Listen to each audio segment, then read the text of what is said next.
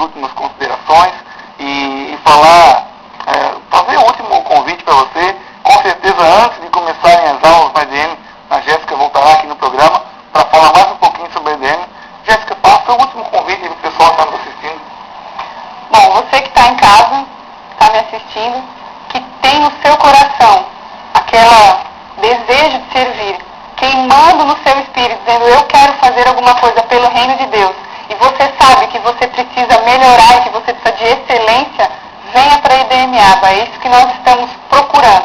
Nós queremos pessoas que querem fazer com excelência o reino de Deus, querem cumprir o seu papel cabalmente na igreja. Nós também queremos, e os nossos alunos também. Venha para a IDMABA. É isso aí, pastor Haroldo. Acesse o site www.edmaba.com.br para maiores informações. E nós vamos estar à disposição de você lá para te informar e, quem sabe, te servir esse ano, passando a palavra de Deus, aprendendo junto com você, porque uma das coisas mais maravilhosas para mim, quando eu ministro a aula, é que eu sou o que mais aprende. É verdade. Esse é o maior segredo que você pode.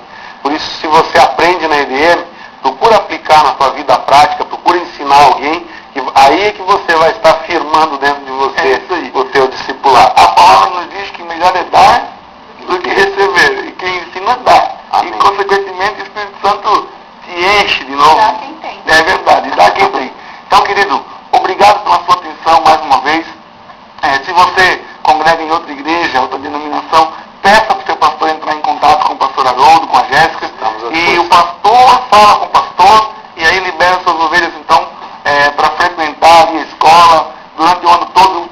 Te garanto que não existe esse negócio de que não vou liberar ninguém, porque eles vão acabar me congregando lá. Com toda certeza eu te digo que o seu servo, o seu membro aí, vai estar muito bem treinado e, com certeza, ele vai querer servir a Deus junto com você, né?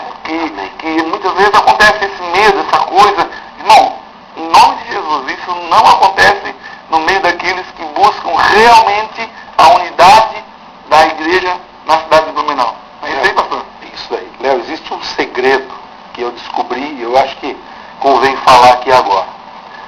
Davi não era o melhor entre os seus soldados, seus valentes. Havia valentes de Davi que superavam ele